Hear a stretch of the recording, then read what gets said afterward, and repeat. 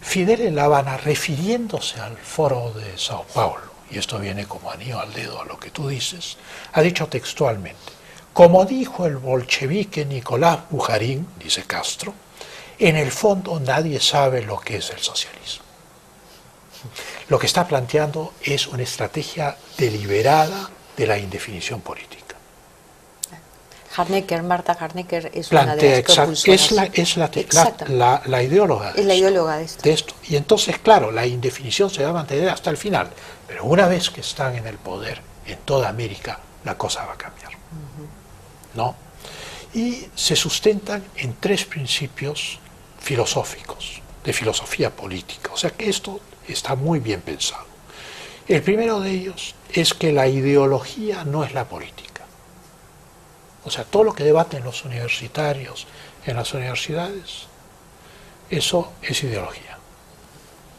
Lo que hacen los activistas en Conga, lo que hacen los activistas en Espinar, lo que hacen los activistas en Moquegua, en Ayacucho, eso es política. Y entonces el primer principio es ser antes que pensar, planteado por ellos. Esto es la ideología, no es la política. Y lo que importa es la política. Ser antes que pensar. El segundo principio es la economía antes que la filosofía. Yo no voy a ponerme a declamar sobre la sociedad comunista y las utopías de Marx. No, señor. Yo voy a ir de frente a confrontar al sistema económico. Con Canova. Segundo Las cifras principio, sobre la reducción de pobreza no son ciertas. No son ciertas, ¿no? Y entonces, este segundo principio, la economía antes que la filosofía, significa, en términos muy simples, no pierdan su tiempo hablando, vayan a la yugular, Claro. muerdan la yugular de una vez. Ataquen de frente. Ataquen de frente, vayan a desarticular la economía. El tercer principio filosófico, y esto es Marta Harnecker, es naturalmente el de toda la vida. La lucha de clases es el motor del desarrollo histórico. O sea que quienes piensen que en estas protestas no hay una ideología de lucha de clases y que los que protestan no piensan que el Estado encarna a las clases dominantes, están terriblemente equivocados. Tan equivocados como esos ingenuos que creen que ya no existe ninguna distinción política y que todos pensamos igual. No pensamos igual y esto lo demuestra. Tendrías que haber escuchado a Santos ahora mismo, hoy mismo, Correctos. acusando a la empresa que quiere hacer la operación minera, acusando a los gerentes de racistas. Santos que hay una dictadura militar minera. Sí. O sea, en Pero el fondo, dice, son racistas, odian a los campesinos. pero vamos al lenguaje de hace 20 años, están enfrentando al Estado burgués. Todos estos son pieles de oveja. El ecologismo, el agua se cansa, son las lanas de las ovejas, pero hay que ver qué hay debajo de esa lana, ¿no? Hay que rascar para que salga el lobo. Sí, hay que sacar los pelos Sí. para ver que hay abajo, salen unos pelos negros de lobo, Sí. ¿no? Luego, las piezas claves del Foro de Sao Paulo en la política exterior en América Latina y el Caribe, contenidos dicho en el documento de trabajo enviado hace 2 días por el Partido de los Trabajadores del Brasil para que sea discutido en la 18ª cumbre o encuentro del Foro de Sao Paulo, son las siguientes entidades. 1. El Mercosur, fundado en 1991. 2. El ALBA, fundada en el 2004. 3. El UNASUR, fundado en el 2007. Y el CELAC. Dicho por ellos, no dicho por mí. Y entonces, naturalmente, uno se da cuenta que acá hay una articulación confrontacional con la OEA. El día de hoy, Santiago Cantón, en El Comercio, en una entrevista de página entera, dice que la CIDH debe desglosarse de la Organización de Estados Americanos, de la Secretaría General de la Organización de Estados Americanos. Santiago Cantón está confrontando a la OEA. Con la plata y de quiere la OEA. llevarse el tema Financiado por la OEA. Financiado por la OEA, no, ya no, es exsecretario. Y quiere llevarse, probablemente, lo que no nos dice, es que quiere llevarse la CIDH al UNASUR. Y convertirlo ya en un ente ultra ideológico de control social sobre los gobiernos de América Latina. En una circunstancia así, renunciamos, ¿no es Eso lo cierto? dice él en El Comercio, hoy, a página entera. Ahora bien, el Foro de Sao Paulo tiene una estructura, una organización, que está compuesta, y esto está en su portal, por los partidos, que sí están mencionados, mencionado a los que están en el poder, por el grupo de trabajo, misterio, nadie sabe quiénes son el grupo de trabajo, la clandestinidad de nuevo, y por la red de fundaciones y escuelas partidarias del Foro de Sao Paulo. Esto es, financian escuelas partidarias en el Perú, en el Ecuador, en el Paraguay, en la Argentina, en el mismo Brasil, muchas, en Chile, en toda América. Pero esa red no la vemos, pero está en su portal.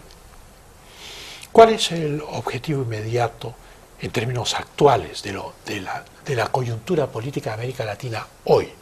Walter Pomar, que es el secretario ejecutivo del Foro de Sao Paulo, ha dicho hoy: la batalla fundamental de los próximos tiempos para las fuerzas progresistas tiene que ver con las elecciones generales del venidero 7 de octubre en Venezuela. Todos a defender a Chávez. Ese es el fondo del asunto. Y luego hoy, 5 de julio, todos los discursos de los delegados, a los cuales no se menciona, pero se dice cuáles son los temas, son el debate de medidas para oponerse a lo que ellos llaman la ofensiva de la derecha. Claro, la ofensiva de la derecha es Capriles, en esta circunstancia. La ofensiva de la derecha es Franco en el Paraguay. Son sociedades acorraladas que de alguna manera reaccionan contra esta especie de aplanadora que tiene 22 años de antigüedad. Y cualquier político de centro es un derechista, fascista, según ellos. Todo el mundo es la derecha, para ellos, excepto ellos. ¿No? Y además han señalado que esta lucha contra lo que ellos llaman la ofensiva de la derecha va a ser incluido en la declaración final de mañana. O sea que es un documento al mejor estilo, digamos, de otras épocas, pero con una piel de una ovejita nacida pues hace poco, ¿no? Hace 22 años. Los puntos más importantes de un evento que ha tenido lugar por primera vez, que es el encuentro de parlamentarios de izquierda, así se llama, primer encuentro de parlamentarios de izquierda del Foro de Sao Paulo. Pero claro, uno trata de averiguar quiénes son esos parlamentarios, quiénes son los peruanos que han ido. No hay. Pero sí están los puntos. Y los puntos son reveladores de toda una cosmovisión política. En primer lugar, solidaridad y respaldo a Chávez y al proceso electoral del 7 de octubre en Venezuela.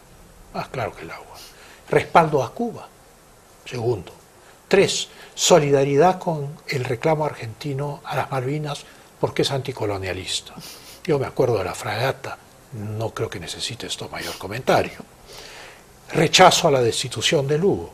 Solidaridad con Irán, Siria y Palestina. Independencia de Puerto Rico. Yo no sé si los puertorriqueños realmente quieren dejar de ser Estado asociado a los Estados Unidos, pero por lo menos los parlamentarios de izquierda del Foro de Sao Paulo quieren la independencia de Puerto Rico ya. Y solidaridad con el pueblo boliviano y el gobierno de Evo Morales. O sea, quien ve esta lista sabe que esta lista es la del Foro de Sao Paulo, es la de Evo Morales, es la de Correa, es la de Chávez, es la de Assad en Siria, es la de Ahmadinejad en Irán y es la de Rusia. O sea, es la de Cuba, es la de Castro. Acá hay una estructura de poder mundial que se está articulando. ¿Cuáles son las conclusiones de haber observado lo que toda esta gente dice y piensa en su cumbre de hoy? La primera es que esto no es nuevo. A mí el Foro de Sao Paulo me hace recordar otra organización, que era la Organización Latinoamericana de Solidaridad, OLAS, fundada en agosto de 1967. después de la primera conferencia tricontinental de La Habana, que planteaba la estrategia a seguir, y la estrategia a seguir en esa época era la lucha armada y la guerrilla, el foquismo, concretamente para América Latina. OLAS ha sido reformulada por el Partido de los Trabajadores del Brasil en el Foro de Sao Paulo. El objetivo